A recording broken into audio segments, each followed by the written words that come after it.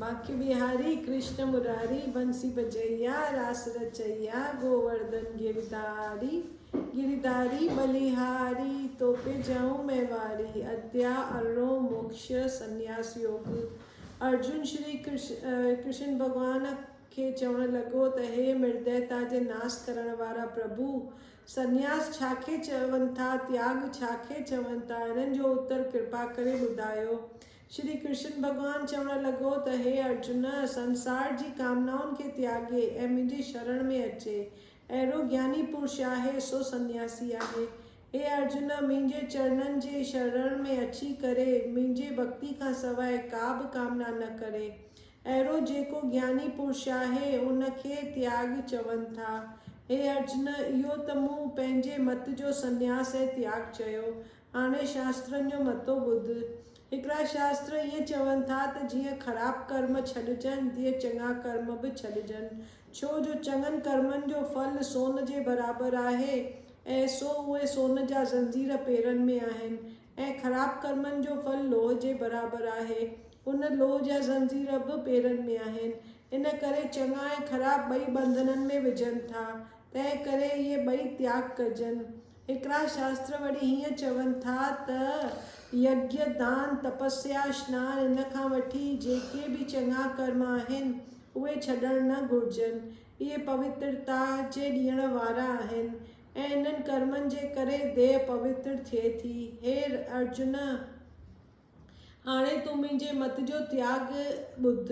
त्याग टिनि क़िस्मनि जो आहे, इहो ॿुध। पहिरियां ई मुंहिंजे मत हीअ आहे त यज्ञ स्नान दान तपस्या इहे माण्हुनि खे पवित्र कनि था। ज्ञानी पुरुष उन्हनि जो त्याग न कंदा आहिनि, उन्हनि खे हमेशह कंदा रहंदा आहिनि, इन जो फल न घुरंदा आहिनि। इन करे मुंहिंजी मत में इहा ॻाल्हि चङी आहे।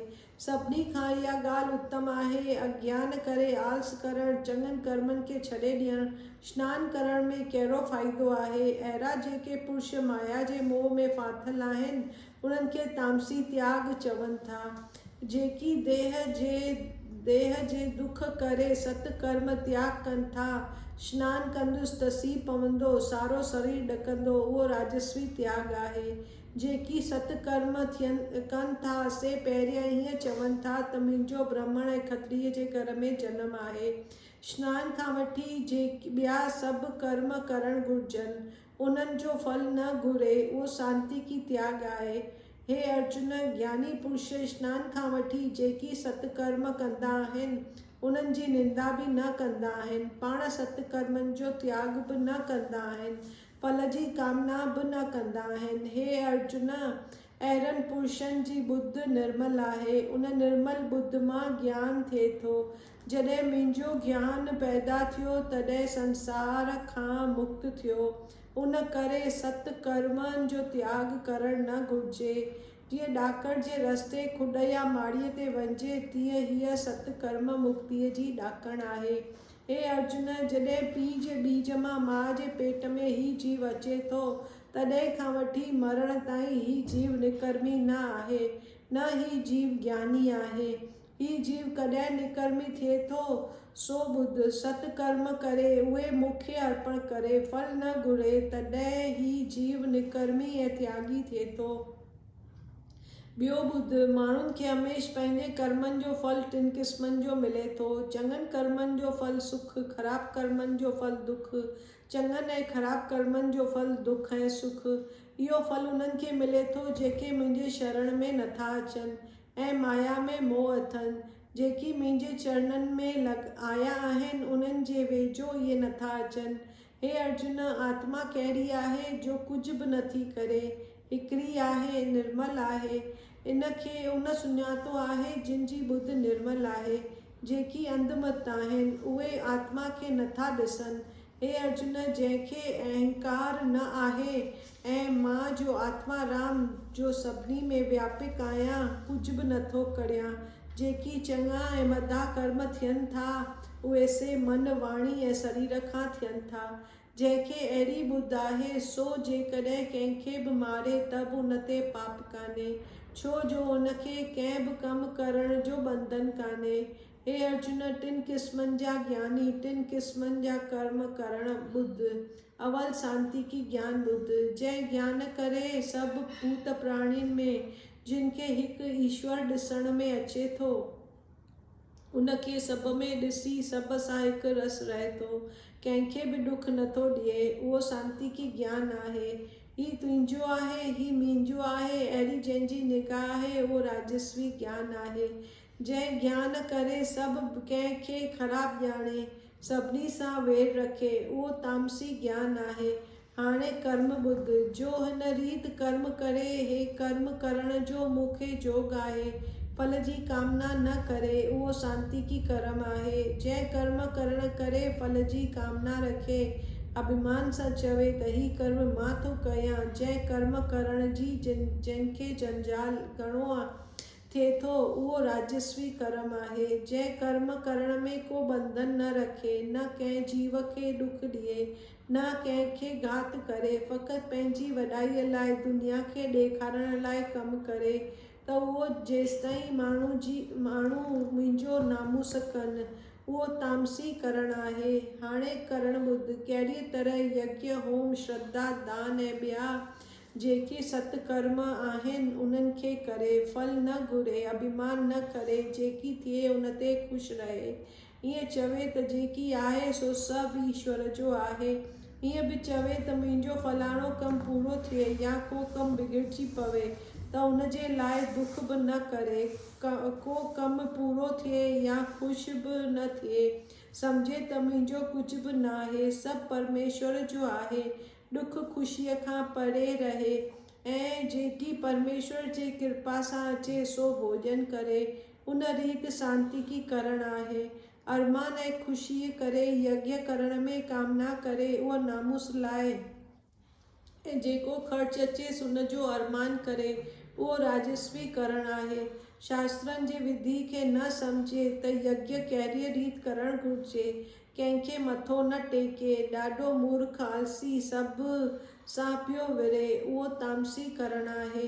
हे अर्जुन, हाणे टिन क़िस्मनि जी बुद्ध ऐं टिन क़िस्मनि जी दृढ़ता बुद्ध, जंहिं बुद्ध जे करे गृहस्थी में सुखी रहे, चङनि कमनि खे चङो ॼाणे, ख़राब खे ख़राबु ॼाणे, इहे बि सम्झे त हिन ॻाल्हि में मूंखे मुक्ति मिलंदी, हिन ॻाल्हि सां बंधननि में पवंदुसि। इहे ॻाल्हियूं जंहिं बुद्धि सां ॼाणे उहो शांति की बुद्धि आहे। जंहिं बुद्ध सां धर्म खे पाप सम्झे, ख़राब खे चङो सम्झे, हिक जो ॿियो सम्झे, सा राजस्वी बुद्धि आहे। धर्म खे अधर्म ॼाणे, धर्म कहिड़ो थींदो आहे, अहिड़ियूं ॿियूं ॻाल्हियूं सम्झे, सा तामसी बुद्धि आहे। हाणे दृढ़ता बुद्ध, मन कंहिं विकारनि खे यादि न करे, इंद्रियूं वस में हुजनि ऐं ईश्वर जे शरण पवे। जॾहिं इहे सभु ॻाल्हियूं हुजनि तॾहिं शांति की दृढ़ता सम्झ। जॾहिं मन माया में खाइण पीअण, घुमण, पोशाक पहिरण, भोग करण में उन्हनि विकारनि ॾे पियो डोरे, तॾहिं राजस्वी दृढ़ता सम्झ। जॾहिं अटूट निंड में सुम्ही पवे, ॾाढी चिंता में ॿुॾल हुजे, सभु कंहिं सां लड़ाई पियो करे, अहिड़ियूं टई लक्षण तामसी दृढ़ता जा आहिनि। इन्हनि टिनी विकारनि खे पाण खां नथा छॾाइनि, उनखे तामसी दृढ़ता ॼाण। हाणे टिन क़िस्मनि जो सुख बुद्ध, जो सुख पहिरियों ई ज़हर वांगुरु कवरो लॻे थो, पर पोइ हुनजो फल अमृत जहिड़ो मिठो लॻे थो। कष्ट सां तप करे तॾहिं स्वर्ग जो फल पाईंदो, उहो शांति की सुख आहे। जो सुख पहिरीं अमृत जहिड़ो मिठो लॻे थो, पर पोइ ज़हर जहिड़ो कवरो लॻे थो, उहो राजस्वी सुख आहे। बेसुर्त निंड, आलस वेरस, ईश्वर जो विसरण, इहो तामसी सुख आहे। हे अर्जुन, हाणे ॿियो बुद्ध, स्वर्ग खां वठी पृथ्वी ऐं पाताल लोकनि नांगनि ताईं, इहे टई लोक मुंहिंजी माया मां पैदा थिया आहिनि। इन्हनि टिनी लोकनि में माया जा टे गुण आहिनि। उन्हनि गुणनि जे करे लोक वितरजनि था ऐं लोकनि में गुण आहिनि, गुणनि में लोक आहिनि। इन करे त्रिगुणी सृष्टि चइजे थी। हे अर्जुन, ब्राह्मण, खत्री, वैश्य ऐं शूद्र, इन्हनि चइनी वर्णनि जे स्वभाव जी प्रकृति बुद्ध। अवल त ब्राह्मण जे स्वभाव जी प्रकृति बुद्ध, इंद्रियूं जीतण, मन जीतण, तप करण, खिम्या करण, कोमल स्वभाव, ज्ञान, परमेश्वर खे सुञाणण, गोबिंद में सतबुद्धि इहे ब्राह्मण जा स्वभाव आहिनि। हाणे खत्रियुनि जा स्वभाव ॿुध। सूरमा हुजे, तेज वारो हुजे, जंग खां न डिॼे, पाण खे ईश्वर न सम्झे, ईश्वर सां प्रीत रखे, उहो खत्रियुनि जा स्वभाव आहिनि। हाणे वैश्यनि जा स्वभाव ॿुध। बनी करणु, वापार करणु, गऊ जी शेवा करणु वैश्यनि जा स्वभाव आहिनि। हाणे शूद्रनि जा स्वभाव ॿुध। नंढनि वर्णनि जी शेवा करणु, शेवा मां जेकी मिले उन ते राज़ी रहणु, उहे शूद्र जा स्वभाव आहिनि। इहे चइनी वर्णनि जा स्वभाव आहिनि। जेको पुरुष पंहिंजे कर्म खे करे थो उहो मुक्तिअ खे पाए थो। हे अर्जुन, ही जेके 4 वर्ण चयमि उन्हनि सभिनी खे पंहिंजो पंहिंजो कर्म करणु घुरिजे, पंहिंजे धर्म न छॾणु घुरिजे। सभु कंहिंखे पंहिंजे धर्म मां फ़ाइदो थींदो आहे, परायो धर्म नरक ॾियण वारो आहे। हाणे जेकी पुरुष चौथे पद त्रेता में लीन थिया आहिनि उन्हनि जा लक्षण ॿुध। उन्हनि जो न कंहिं सां मोह आहे, न कंहिं में लालच आहे, संसार जे विषयनि खां पंहिंजो मन जीतियो अथनि ऐं कंहिं बि क़िस्म जो उन्हनि खे ख़्यालु कान्हे। छा कारण न अथनि सो ॿुध। इहे जेकी निकर्मी सिद्ध पुरुष आहिनि उहे संसार जे मूल में वञी प्राप्त थिया आहिनि। उन सुख करे उन्हनि खे डव आहे। उन सुख जे बराबरि ॿियो को बि सुख न आहे, इन करे उनखे का बि इच्छा कान्हे। हे कुंतीअ जा पुट अर्जुन, इहे कहिड़े आनंद खे प्राप्त थिया आहिनि। उन्हनि जी बुद्धि निर्मल थी, उन्हनि जो निश्चो मुंहुं ईश्वर में दृढ़ थियो। उहे संसारी माण्हू जी ॻाल्हि नथा ॿुधनि, न पाण कंहिं सां ॻाल्हाइनि, न कंहिं सां प्रीत या वेर रखनि, फ़क़ति मुंहिंजे शरण जो सुख पाए आनंद में वेठा आहिनि। संसार जूं 2 ॻाल्हियूं जीतियूं अथनि। कहिड़ियूं 2 ॻाल्हियूं? देह करे संसारी माण्हू जो संग नथो करे, ॼिभ सां ॻाल्हाए नथो, मन करे संसारी माण्हू खे यादि नथो करे। अहिड़ीअ तरह मन, देह ऐं ॼिभ इहे जीतिया अथसि, हमेशह मुंहिंजे ध्यान सां ॻंढियो पियो आहे। सारे ई संसार खां वैरागी रहे थो। कहिड़ो वैराग? मथे ब्रह्मा जे लोक, हेठि शीशनागनि जे लोकनि ताईं जेके बि सुख आहिनि उन्हनि खे तुच्छ थो सम्झे, नासवंत ॼाणे थो। उनजो नालो वैराग्य आहे। वरी इहो कहिड़ो आहे? बल, अहंकार, लोभ, काम, क्रोध उनखे त्याॻियो आहे। थोरी देर लाइ खाइणु उनजो नालो त्याग आहे। अहिड़ो जो सतपुरुष आहे उहो जीव ऐं देह सां मुक्त थिए थो। इहो ब्रह्म रूप छाखे चइजे थो? माया जा 2 गुण कटिया अथसि। जॾहिं 2 गुण कटियाई तॾहिं जहिड़ो आत्मा जो ब्रह्म हो अहिड़ो ब्रह्म जो ब्रह्म थियो। उन करे उनखे ब्रह्म रूप चवनि था। जॾहिं ब्रह्म रूप थियो तॾहिं उनजी आत्मा ॾाढी ख़ुशि थी। जॾहिं ख़ुशि थी तॾहिं वई ॿी शइ जी चिंता करणु लॻो। अणहोणी शइ जी इच्छा करे सभिनी भूत प्राणियुनि सां हिकु जहिड़ो रही हिकु निगाह करे ॼाण। इहे 2 पद जा लक्षण चयमि। जॾहिं 2 पद में माण्हू अचे थो तॾहिं मुंहिंजे भक्तीअ खे जल्द पाए थो, मुंहिंजे वॾाईअ जो प्रताप ॼाणे थो। उनजे ॼाणण खां पोइ का वॾाई कान्हे। उन वॾाईअ जो ॼाणण ई परम भक्ति आहे। सो हिकिड़ो पल पल, दम दम, खिन खिन में राम खे यादि कर। हे अर्जुन, जंहिं मुंहिंजे वॾाईअ जी ज्ञान रूपी अमृत खे पीतो आहे सो जेसिताईं माण्हू जी देह में आहे तेसिताईं परम शांती सुख मंजिस आहे। जॾहिं देह त्यागे थो तॾहिं मुंहिंजे अविनाशी पद में वञी लीन थिए थो। इहे 2 पद जा लक्षण आहिनि। जंहिंखे मुंहिंजे भॼन रूपी अमृत जो स्वाद आयो आहे, शांति की माया जी कृत करे थो, सो मुंहिंजे कृपा सां मुंहिंजे पद खे प्राप्त थिए थो। उन करे हे अर्जुन, तूं मन जो निश्चल ख्याल मुंह में रख। निश्चल ख्याल मुंह मंझि रखण करे संसार जे ॾुखनि खां तरी वेंदे।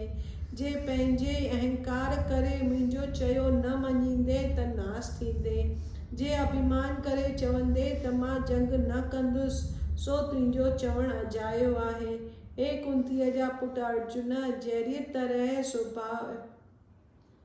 जहिड़े सुभाउ जा माण्हू पैदा थियनि था उहे सभु सुभाउ जे बंधन में ॿधा पिया आहिनि।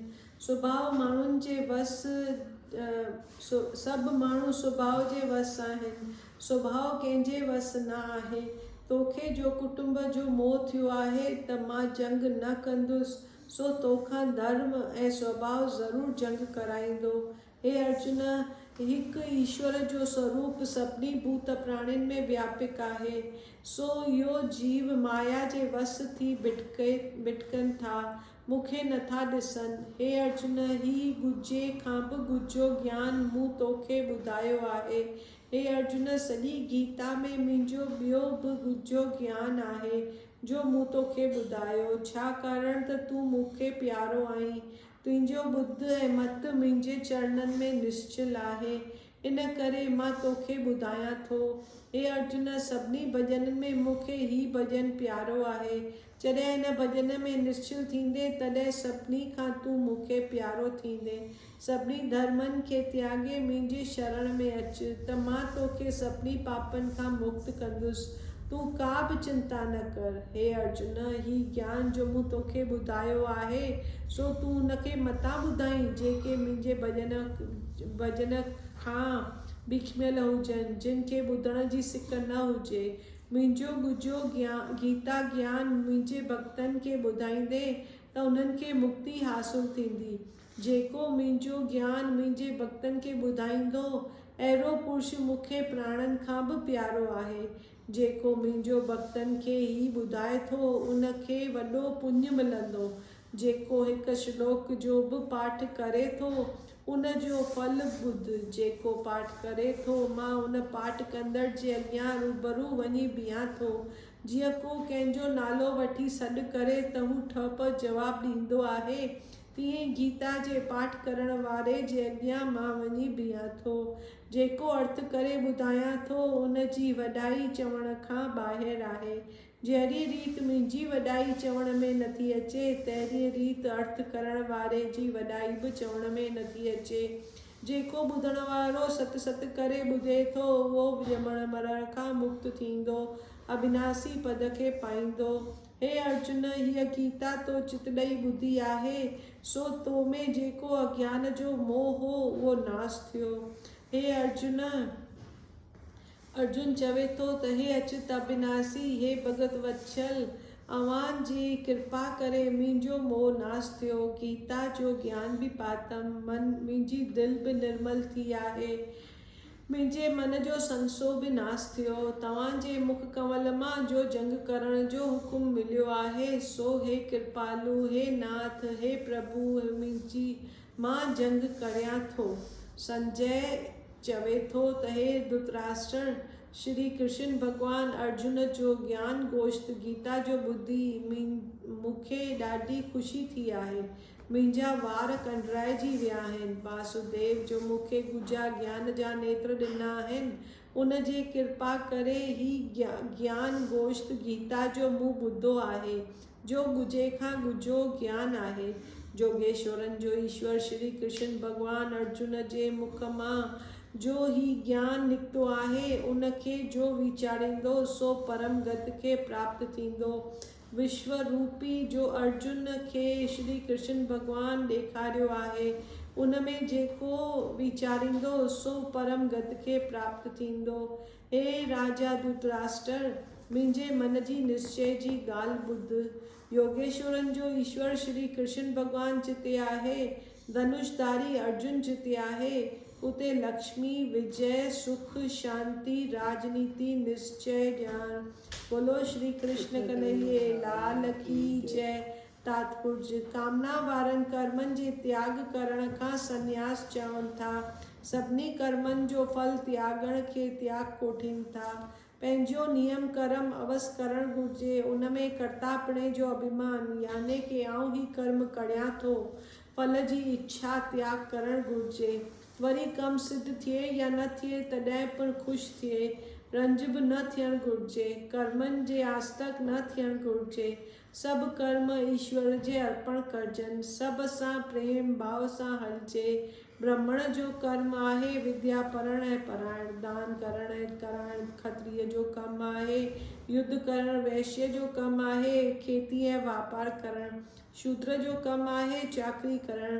पंहिंजे धर्म ते अणपूरो थी हलण पराए धर्म ते पूरे हलण खां वधीक चङो आहे।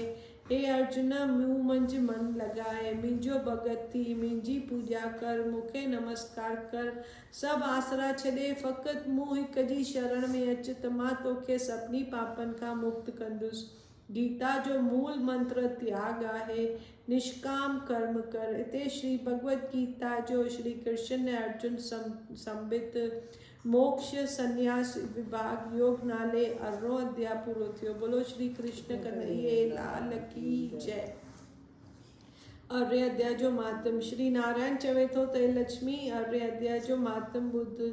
जीअं सभिनी नदियुनि में गंगा नदी उत्तम आहे, तीअं ई सभिनी शहरनि में हरिद्वार उत्तम आहे, तीर्थनि में पुष्कर राज उत्तम आहे, सभिनी जबलनि में कैलाश जबल उत्तम आहे, सभिनी ऋषियुनि में नारद मुनि उत्तम आहे, सभिनी गांयुनि में कपिला ऐं कामोदी गांइ उत्तम आहे। तीअं सॼे गीता में 18 अध्याय उत्तम आहे। उनजो फल बुद्ध। समीर जबल ते देवताउनि जे शहर में इंद्र पंहिंजी सभा हणी वेठो हो त एतिरे में हिकिड़ो चतुर्भुज रूप राजा हिकिड़े पारखद वठी आयो। इंद्र खे सभिनी देवताउनि जे रूबरू अची चयाईं त हे इंद्र, तूं उथ, हिन खे आसन ते विहण ॾे। एतिरे में इंद्र उथियो ऐं उहो चतुर्भुज रूपधारी आसन ते वेठो। इंद्र पंहिंजे गुरु बृहस्पति खां पुछियो त हे स्वामी, तव्हां त्रिकाल दृष्टि आहियो, ॿुधायो त हिन अहिड़ो कहिड़ो पुण्य कयो आहे जंहिं करे हिन आसन जे लाइक़ु थियो आहे। मुंहिंजे ॼाणण करे त हिन तीर्थनि जा विर्त, दान, तपस्या, स्नान कुझु बि न कयो आहे, न कंहिं ठाकुर जो मंदिर जुड़ायो अथसि, न काई तलाउ या खूह खोटाया अथसि। बृहस्पति चयो त हे इंद्र, हल त हली श्री नारायण भॻवान खां पुछूं। ब्रह्मा खां वठी सभु देवताऊं बृहस्पति सां गॾिजी श्री नारायण वटि वञी स्तुति कयऊं ऐं दंडवत प्रणाम करे चयऊं त हे स्वामी, हे भगत वत्सल, हे संत सहाया, हे प्रभु, हे गोविंद, हे दीन दयाल, इंद्र खे आसन तां उथारे अव्हांजे पारखद चतुर्भुज तेजस्वी रूप खे आसन ते विहारियो आहे।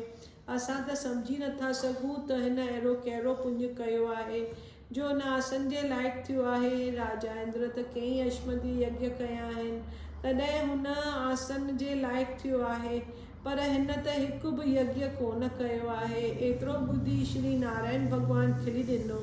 इंद्र खे चयाईं त हे इंद्र, तूं डिॼ न, तूं पंहिंजो वञी राज कर।